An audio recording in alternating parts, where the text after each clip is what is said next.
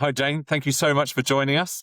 You have a real passion for raising awareness about stalking. So, what is it and why do we need to make a bigger noise about it? Thank you so much for giving me this opportunity, Chris. Really lovely to speak to you. Stalking is an enormous topic, and there are many reasons I am so passionate about raising awareness of stalking. I first encountered a stalker. Well, to my knowledge, I first encountered a stalker. Whether I had encountered one earlier in my life and didn't realize it, as is a common experience for many people. I was in my 20s and I was working as a reporter on a documentary about stalking. And I really didn't know anything about the subject beforehand. And this individual had got the nickname from the tabloid papers of the time as Britain's most notorious stalker. And I was on a team making a program about the woman that he had targeted, who he met at work. She sat next to the printer in his office, and that's how they started talking. And sometime down the line, he ended up with over 20 convictions for stalking her because it was before the law was introduced. So as part of making the program, I got to know a woman that this man stalked and hear firsthand from her about how stalking manifests itself and how it impacts someone who's affected by it. And I was just blown away by getting to know her and the injustice that she had experienced. Bad things happen to people in life. People become ill or injured or bad things happen. But this was somebody whose life had been ruined because somebody else had chosen to do it to her. And he kept targeting her day after day after day. And the more he got into his obsession and fixation with her, the more time he could spend thinking of ways to ruin her life, because he was very open about the fact that he wanted to ruin her life because he was very angry with her for reasons that I think are around the fact that she didn't want to have a relationship with him. And so it was, to me, as a young reporter, absolutely unbelievable that someone who was of a similar age to me, who had just gone to work, had ended up having her life absolutely ruined because of somebody else. And she set up a charity after the program had gone out and asked me to get involved in that. And that then led me to meet other people who'd experienced stalking. And I realized that there were lots of other ways that stalking had come about. So a number of people that I met had had daughters who were murdered by ex-partners who were totally obsessed by them and wouldn't leave them alone after the relationship had ended. And the stalking in those situations had escalated, and the stalking victim had then been killed, so they turned into murder cases. So that was a whole other area of stalking that I learned about. And then there were other stalking cases, so stalking that was motivated by somebody who maybe had mental health issues and had become fixated and obsessed by somebody. Maybe they'd seen them in a shop, maybe they had served them in some way, and then as a result of that, the stalker had become totally and utterly fixated with them. And then there were other stalking cases which were very much linked to sex offending. So you had stalkers where there was a sexual motivation. Maybe they had been following or obsessing over women more generally, and then that had been a precursor to a sexual attack or even a murder as well. So as I got more and more, was learning more and more about the subject of stalking from speaking to people whose lives had been affected by it, I started to see that this was an absolutely enormous subject that I really knew very little about, and I could see that the rest of us know very little about it either. And so, that was like 25 years ago that I made the program, and it's a subject that I am still absolutely fascinated by. It's led me to take a job on the front line, supporting people who have been targeted by stalkers. So that again was incredibly fascinating, and I learned so much from the people that I was privileged to support. And I'm really passionate about ending violence against women and girls. That's what gets me out of bed in the morning. And I know that stalking is a massive, massive area when it comes to that. If we can identify the mindset that underpins all stalking, whatever the scenario is, and we can recognize it as early as possible, then we are armed to prevent really bad things happening. So we're talking about safeguarding. For me, identifying the mindset that underpins stalking behavior, which is an obsessive and fixated and mindset that leads to unwanted repeated behaviors. If we can, all of us, particularly those of us, looking out for safeguarding, which is all of us, if we can upskill ourselves to and be on the lookout for identifying those mindsets that then lead to the behaviors, and we can do something about that, then I think that there is so much that we can do to prevent violence from happening, abusive behavior from happening, and for protecting and safeguarding people. So I really, in some ways, don't like the word stalking, because I think that people think they know what stalking is. They've watched the movies, they've watched Baby Reindeer, they talk about celebrity stalking, stalking people on Facebook. There's so much misunderstanding around stalking, even though we all think we know about it. Stalking is something that affects everybody and anybody. It's far, far, far more common than we think it is. That's a fascinating insight into what stalking is. I think there is so much I Haven't want to touched the unpack. sides. I I know. haven't I was touched going to the say, I genuinely don't know where to start with it. I think in my mindset, it's always the thing that kind of just gets dismissed first is always the impact it has on the victim. And we always jump to, why did that other person stalk that person? Why did that other person do something bad? And what was their mindset? And then people go, and it's almost as if people try and make excuses for them in order to kind of like get an understanding of why they did what they did. But like I say, I want to start with the impact. What is the impact on someone who is a victim? What are the short-term and the long-term impacts? Every single person that I've met, and I've spoken to over 1,000 people who've been targeted by a stalker during my career. Every single person that I've met has been profoundly affected by being stalked, and it's quite difficult to understand and really comprehend unless you've experienced it. But it's been described, I think, very effectively as living with a sense of suspense. So if you think about a scary film, the scariest bit of a scary film is not when the monster jumps out, because then you can see the monster. It's the bit before that. So you're not sure if the monster's going to come out, what the monster's going to look like, what the monster's going to do, when, all those things. And this is where the real tension is. That is what being stalked is like. It's living in constant fear of the unknown, and it's not having any control really over your life, your safety, your agency, because somebody has decided that they're going to take over that for whatever reason.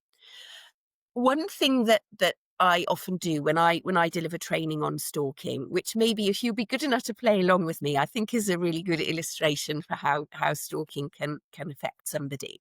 So let's imagine that you and I have been friends. Maybe we've been in a relationship, if we can say that. And your behavior is starting to upset and frighten me. Now, we're both very British. So for me to start to say to you, Chris, you're kind of, I'd probably say something like, can you give me a bit of space? You're doing my head in a little bit. Hmm. Now, I know, judging by myself as a very British middle-class, middle-aged woman, how much you would have had to overstep my boundaries for me to actually say that to you in the first place. So we can talk about the different types of stalking behavior later, but let's say you're persistently pestering me, or you won't leave me alone, and it's really getting to me. So I'm then saying to you, can you leave me alone? I know I'm very polite, you'd have had to do quite a lot before I actually even say that to you. So I've said to you, leave me alone. What are you going to do? Well, personally, myself, Yeah, what would you do? give you your space. Okay. Yeah. And well, I think the first thing to do is apologize, because clearly I've done something wrong, and then give you some. I tell you what, though, I really hope nobody just joins now at this point in the podcast. That would just be the worst, wouldn't it? But yeah, I think the first thing to do is to I would recognize that, oh, I've obviously upset someone, so I would apologize, and then I would give them the space, and then they give them the kind of like the power to say, approach me when you're happy for me to kind of like come back, or something along those lines. You put me on the spot now. I wasn't Okay. prepared for that. So you're demonstrating a response there that is not something that we would see in a stalker. So Thank you're, goodness. you've Thank got goodness for that. so you're demonstrating insight. You're reflecting on yourself. You're recognizing my boundaries. You're a bit embarrassed, probably mortified that I've actually said that to you. You're going to leave me alone. That does not happen in a stalking case. What happens in a stalking case is if somebody makes it clear that they don't want the contact, and that then leads to more contact. Why don't you want me to contact you? Maybe you might come round to my house to see if I'm okay. What am I doing if I can't speak to you? Who am I speaking to? So there could be that jealousy or the fixated and obsessive element on it. So it's then got to get to a point where I then consistently have to say, leave me alone. Leave me alone. And then we're talking about the impact on victims. So there are some victims that would really struggle with setting boundaries with people, which we can go into that. But for it to be a stalking case, the stalker needs to understand that the behavior is unwanted and it is causing fear, alarm, and distress in the victim. So go back to the role play with me telling you to leave me alone. I've said for you to leave me alone. You haven't. You've persisted in contacting me. Maybe you've come round. Maybe you've sent me messages, contact me on social media. I'm then getting even more upset because it's quite frightening. If you ask somebody to leave you alone and they don't, you then start thinking, okay, why won't they leave me alone, and what are they going to do next? And that's how the uncertainty starts. But let me tell you, stalking is progresses to a much more serious level than this. We're at the very, very early stages of this being unwanted contact. The cases that I've come across in my time would involve someone persistently contacting someone after the police had been called, after the police had told the perpetrator to leave the victim alone. Still, the person continues. They might have been then arrested, bailed, gone before the court, had a protective order or an injunction put on them. They might have been sent to prison. They might have had a restraining order put on them. They might have had a stalking protection order put on them. So all these measures would have been put in place saying, leave Jane alone, and still it persists. So when you put it in that context, I hope you can start to see how scary it is, because when you get to a level where the police are involved, and you know that if you contact me, you're going to get arrested, and that's going to affect your reputation, and you might lose your job, and you might be labelled publicly as a stalker. You might get a conviction for that, and you're still continuing to contact me. That's scary. And as a victim, I'm thinking, what is this person going to do next? Why won't they leave me alone? How can I ever be safe for them? Because as you go down the trajectory of stalking, and the more committed you become to it, and let's say you lose your job, let's say that, you lose your home, you become more and more isolated because of this obsession that's driving you to fixate on the person, you've got more time to then focus on the victim. So the cases where the stalking is continuing over a long period of time, where the police and the criminal justice system have been involved and still it continues, they are absolutely terrifying situations for victims, because, you know, you think, well, I've asked them to leave me alone. That didn't work. The police asked them to leave me alone. That didn't work. This has gone to court. That hasn't stopped them. They've gone to prison. That hasn't stopped them. How am I ever going to be free from this person's obsession and what it's driving them to do? So I hope that goes some way to having an insight in just how terrifying it is. And it's also, it kind of makes me, I mean, I've got a great sense of humor. You've got to have to be working in this game, but it kind of irritates me when I hear people say things like, oh, I'm stalking you on Facebook. And I'm like, that's nothing near what stalking is. Stalking is when someone takes over your life and they become an ever-present spectre on you that you can never be free from. It's literally terrifying, and it has a devastating effect on people's lives. You raise a good point there about social media, and the fact is that, yeah, and also the whole joking, because this happens in a wide range of topics that we cover within safeguarding. A lot of people find it funny to kind of like, and I think a lot of it comes either from misunderstanding, social awkwardness, those kind of things when it comes to serious matters. A lot of what I've heard recently is like, back in my day, that was never a problem. Well, it was. You just didn't know about it. Is always my response. Or one I've had recently quite a few times, which is, oh, you're just being woke because you're just raising a problem, you know, an issue about a problem that actually we don't need to talk about anymore. And once again, I think that's fear of those people. They're worried that they're going to have to find out information that may actually mean that they've done something wrong. But with social media, coming back to that, we're encouraged, and it sounds weird, but we're encouraged to follow people. We're encouraged to find out stuff about people, and we put it on our social media, don't we? We put all of our information, our photos, our holidays, and that something. So we're creating this interest to find out more about what people are up to, where they are, what jobs they've got, what their relationship statuses are. Do you think that is and I don't mean to minimize what stalking is or certain aspects of how people get into it, but do you think that is a gateway into an obsessive mentality when it comes to someone who potentially could be a stalker? Ooh, that is a big question. I would say that in answer to that question, let's think of what stalking is. So the police will use, and other agencies use the mnemonic 4, which is fixated, obsessive, unwanted, and repeated behavior. That's a really good tip for anyone to think about. Fixated, obsessive, unwanted, and repeated. Now, from a victim perspective, the unwanted element of that behavior is absolutely key. So the behavior, for it to be stalking, it needs to be unwanted, and the perpetrator needs to know that it is unwanted. So I just say that because when you say, I'm stalking someone on Facebook, is it fixated, obsessive, unwanted, and repeated? And I think very often focus on, is the behavior unwanted, and does the perpetrator know that it's unwanted? So if someone has shared something publicly, and you know there is an element where we all lead our lives using social media, I struggle to call that stalking because it's not meeting that 4 category. And again, stalking is a very serious crime that is led by fixation and obsession, and the perpetrator knows it's unwanted and they persist anyway. That said, stalking is a very widespread problem, and what I'm really interested in from a safeguarding point of view is empowering everyone to spot it in its early stages. And also, part of that is protecting ourselves from this behaviour.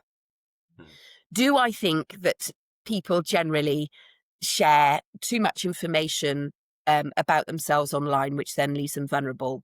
Yes, I do. And I'm sure everyone else listening to this would be saying, yes, they do. I think it's sometimes, it's kind of like a jigsaw thing that sometimes, you know, it's little bits of information that people will unwittingly share, that if somebody is really obsessed and fixated about you, they're going to invest the time in putting all those things together and pulling that bigger picture. And when you get the bigger picture, you might be able to find out, someone's full name, where their kids go to school, where they live, where they hang out, what their birthday is, what their dog's name is. So social media and online platforms are a valuable, valuable tool for a stalker. Do they cause stalking? No, I don't say that there's data to do that, but they are incredible tools for somebody who's fixated and obsessed. They really, really are. I think that, anyone that is persistently looking at somebody else's stuff needs to be mindful of the law around this. But what I would say is that stalking is driven by a fixation and an obsession, and it's about unwanted behavior that I know is unwanted, but I'm keeping doing it. And I know it's frightening the person, but I keep doing it because I don't really care, because it's about control. So we need to think of stalking as being something that is a criminal offence. It's very serious. It's linked to, it has a serious impact, but it's linked to serious, but even more serious offending. Do I think that social media platforms need to take more of a responsibility in helping keeping their users safe? Yes, I do. And in my previous job, I would work with people who were at high risk of violence. And a lot of the work that I would do with them would be around looking at their use of social media and their privacy settings. People think that their privacy settings are a lot tighter than they are. Generally, I think the privacy settings on a platform like Facebook, I think, are quite complicated to follow. The platforms are set up to share information, and so they change a lot, and you've got to be on top of them.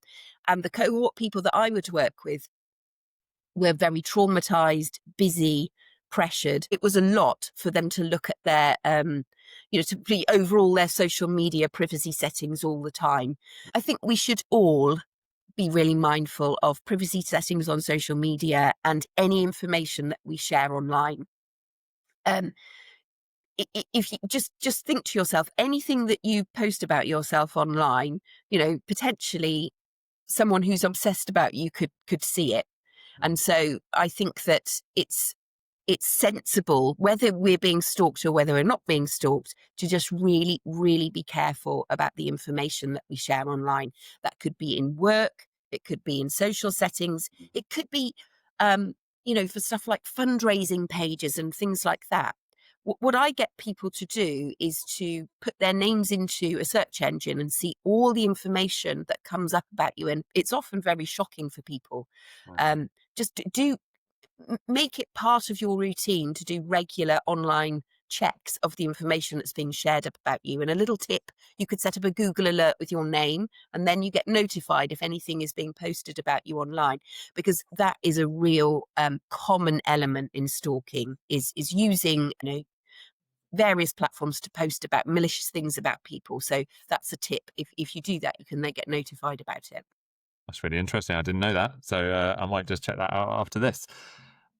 So what should someone do if they feel like they are being stalked? In my experience, very few people will say, "Oh, I think I'm being stalked." It doesn't really sort of happen like that. What tends to happen is that somebody's behavior starts to make you feel a little bit uneasy. Maybe they're being a bit pushy, they are overstepping your boundaries, and you just start to feel a little bit awkward and on edge. And what generally we do is override that. And we'll often because stalking begins in a really, really subtle way. It's an instinct that you have that somebody is maybe overstepping the mark, being a bit pushy, putting you on the back foot. It starts really, really that subtly. And I think what, as human beings, we tend to do is laugh it off and think, "Oh, I'm being a bit oversensitive," and minimize it. If your instinct is telling you that the way someone's behaving towards you is not right, my advice is trust that. And if you can, keep a note, maybe a diary or a phone, about the things that are happening, because when you look at that, if you keep a record of it, you'll see over a period of time, the things that have been happening. It will help you get that bigger picture. And that's what is really, really essential in a stalking case. To start off with, it won't be anywhere near the level of committing a criminal offence. I'm sure it won't be. But it's just a way of keeping a record of how you feel. If you get to a point where you feel that someone is fixated and obsessed by you, and their behaviour is unwanted, and they know it is, and it's repeated. But even before we get to that stage, there is a really handy tool that I would recommend anyone have a look at. So if anyone listening to this right now is themselves experiencing this, or they know of someone that's experiencing this, and they're kind of being made to feel a little bit uncomfortable by someone's repeated behaviour towards them, there is a fantastic tool on Susie Lampley's website called Am I Being Stalked? And it's an online questionnaire that you can really easily fill in. It takes a few minutes, and it will then guide you about what your next step. So it might say you need to report this to the police, or it might give you some other advice, which would be to keep recording what's happened, tell someone at work if this is happening in a workplace, but make sure that you're not just holding it to yourself. It's all about the things that we say in safeguarding all the time, don't be about trusting your instinct and taking note of what your instincts are telling you. Stalking escalates, and it's gradual. And sometimes that escalation is really dramatic. So if you have a situation where you're being stalked by an ex-partner, or you know or someone you know is being pestered, bothered, their ex-partner won't leave them alone. Again, I'm not using the word stalking, if you notice, because very few people use that word because they think it's something in the movies or a celebrity or baby reindeer or something like that. We don't identify it with our own in our own lives. But if you're aware of a situation like that, my advice is to report that to the police. And that probably sounds quite a dramatic thing to do. I know it can feel dramatic. Calling the police can feel really dramatic. But stalking is really high-risk behaviour that can escalate into serious violence. And when we're talking about an ex-partner relationship as well, those situations can escalate very, very rapidly. So 94% of domestic homicides in a piece of research in 2017 at the University of Gloucestershire, 94% of domestic homicides where women were killed by male partners or ex-partners, 94% of those cases featured stalking before the woman was killed.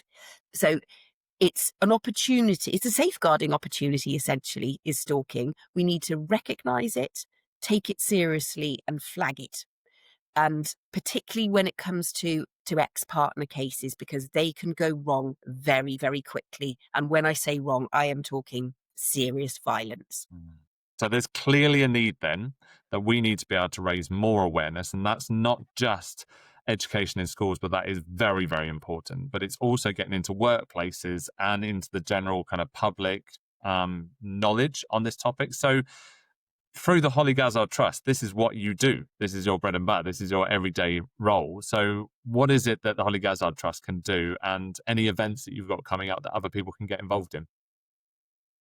Hollie was stalked by her ex-partner before she was killed in the workplace. So our vision and mission is to prevent this from happening to anybody else, and encouraging people to identify stalking behaviour as early as possible and take action against it is central to our mission. And we do this in a number of ways. So we provide training and awareness raising in schools, colleges, universities and workplaces. And we want to support those responsible for safeguarding young people to identify this behaviour, maybe make it more accessible for people. So we're kind of approaching this in topics called unwanted contact, because stalking is quite a harsh term and a lot of people won't relate to it. Unwanted contact is something that I think is much more accessible for people. So we're doing that. We also have our Hollie Guard and Hollie Guard Extra Safety app, which is an essential tool for anyone who is being stalked. So the free to download version allows people to access their support network, but also keep a log of anything that is happening where their instincts are telling them that this is not right. So they can keep a stalking diary, which all stalking victims are advised to do to log evidence. They can do that digitally and very safely using the Hollie Guard app. Hollie Guard Extra provides that little extra bit of support. So it allows users to have contact for a 24/7 police-approved monitoring centre. So for lone working and situations where people need that extra reassurance as they go about their day, Hollie Guard Extra is there. But it, the app is a really valuable tool for anyone who's experiencing stalking, because in order to get protective orders and the criminal justice system to take steps to protect stalking victims, evidence of what's happening really does need to be logged.